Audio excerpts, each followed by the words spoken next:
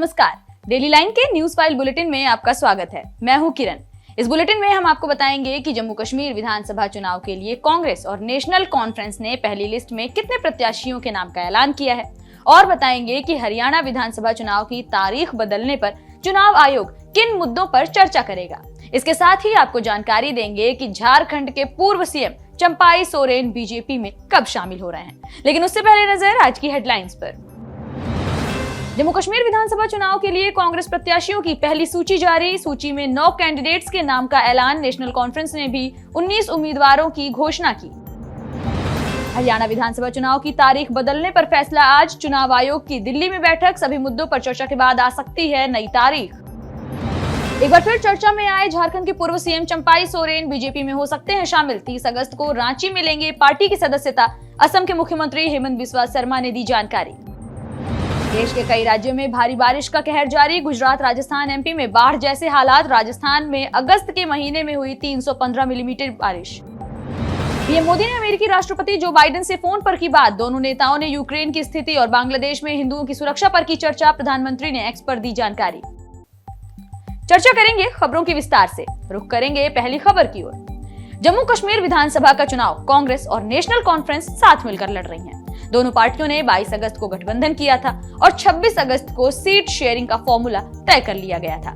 इस बीच कांग्रेस ने सोमवार देर रात अपने 9 कैंडिडेट्स की पहली सूची जारी कर दी है। वहीं नेशनल कॉन्फ्रेंस ने भी 19 उम्मीदवारों के नाम का ऐलान किया है। केंद्र शासित प्रदेश की 90 सीटों में से 51 पर नेशनल कॉन्फ्रेंस और 32 सीटों पर कांग्रेस चुनाव लड़ रही है। वहीं 5 सीटों पर फ्रेंडली फाइट होगी। 2 सीटें सीपीआईएम और पैंथर्स पार्टी को मिली हैं। आपको बता दें कि जम्मू कश्मीर में 10 साल के बाद विधानसभा चुनाव होने जा रहे हैं। यहाँ 3 चरण में वोट डाले जाएंगे, जिसकी शुरुआत 18 सितंबर को होगी। दूसरा फेज 25 सितंबर को होगा। वहीं तीसरे फेज की वोटिंग 1 अक्टूबर को की जाएगी। बढ़ेंगे अगली खबर की ओर। हरियाणा में विधानसभा चुनाव की तारीख बदलने पर आज फैसला आ सकता है। चुनाव आयोग की दिल्ली में आज बैठक होनी है। विभाग इस बैठक में सभी बिंदुओं पर चर्चा के बाद नई तारीखों का ऐलान कर सकता है। इसी बीच चर्चा ये भी है कि चुनाव आयोग 1 अक्टूबर की बजाय 6 दिन पहले यानी 25 सितंबर को ही वोटिंग करा सकता है। इसी दिन जम्मू कश्मीर में दूसरे चरण के लिए मतदान होने हैं। ऐसे में आयोग को मतगणना डेट नहीं बढ़ानी पड़ेगी। आपको बता दें कि चुनाव की तारीख बदलने को लेकर बीजेपी और इंडियन नेशनल लोकदल ने चुनाव आयोग को चिट्ठी लिखी थी। इस लेटर में छुट्टियों और बिश्नोई समाज के धार्मिक कार्यक्रम का हवाला देकर तारीख बदलने की मांग की गई थी। कहा जा रहा था कि चुनाव आयोग 7 या 8 अक्टूबर को वोटिंग करा सकता है। ऐसा होने पर जम्मू कश्मीर की मतगणना की तारीख भी बदल सकती है, क्योंकि जम्मू कश्मीर और हरियाणा की मतगणना की तारीख 4 अक्टूबर तय की गई है। बढ़ेंगे अगली खबर की ओर। झारखंड के पूर्व सीएम चंपाई सोरेन को लेकर एक बार फिर चर्चा तेज हो गई है। कहा जा रहा है कि चंपाई सोरेन बीजेपी में शामिल हो सकते हैं। वे 30 अगस्त को रांची में बीजेपी की सदस्यता ग्रहण करने वाले हैं। इस बात की जानकारी असम के मुख्यमंत्री हेमंत बिस्वा शर्मा ने सोशल मीडिया प्लेटफॉर्म एक्स पर दी है। हेमंत ने लिखा, झारखंड के पूर्व मुख्यमंत्री और हमारे देश के एक प्रतिष्ठित आदिवासी नेता चंपाई सोरेन ने कुछ देर पहले केंद्रीय गृह मंत्री अमित शाह से मुलाकात की।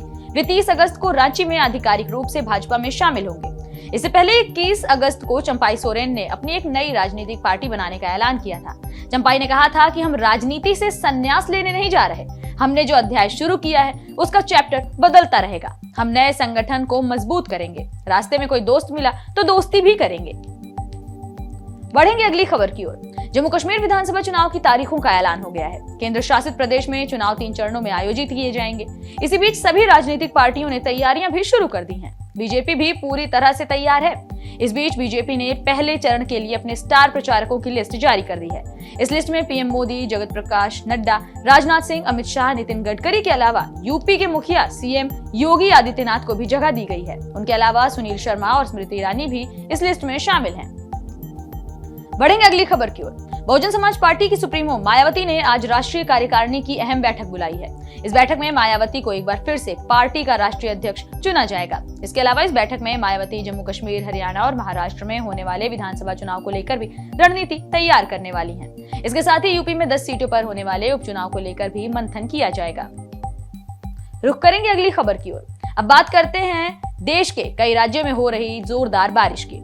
इस बीच लगातार बारिश का कहर पूरे देश में देखने को मिल रहा है। गुजरात, राजस्थान और मध्य प्रदेश में बारिश के चलते बाढ़ जैसे हालात बने हुए हैं। गुजरात में बाढ़ से 17,000 लोगों का रेस्क्यू किया गया है। वहीं पिछले 24 घंटे में 3 लोगों की मौत की खबर सामने आई है। राज्य सरकार ने प्रदेश के सभी प्राइमरी स्कूलों को आज बंद रखने का आदेश दिया है। वहीं मध्य प्रदेश के अलीराजपुर में भी भारी बारिश के चलते स्कूलों की छुट्टी कर दी गई है। दूसरी तरफ राजस्थान में 1 अगस्त से अब तक रिकॉर्ड 315 मिलीमीटर बारिश दर्ज कर ली गई है। पिछले 13 सालों में अगस्त के महीने में इतनी बारिश कभी नहीं हुई।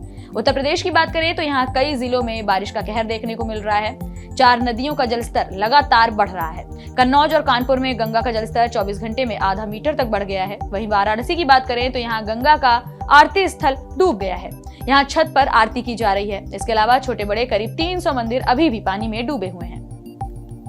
बढ़ेंगे अगली खबर की ओर। प्रधानमंत्री नरेंद्र मोदी ने अमेरिकी राष्ट्रपति जो बाइडेन से फोन पर बातचीत की। बातचीत के दौरान दोनों नेताओं ने यूक्रेन की स्थिति और बांग्लादेश में हिंदुओं की सुरक्षा के मुद्दे पर भी बात की। इसकी जानकारी खुद पीएम मोदी ने दी है।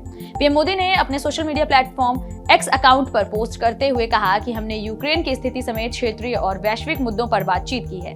मैंने शांति और स्थिरता की शीघ्र वापसी के लिए भारत के पूर्ण समर्थन को दोहराया है।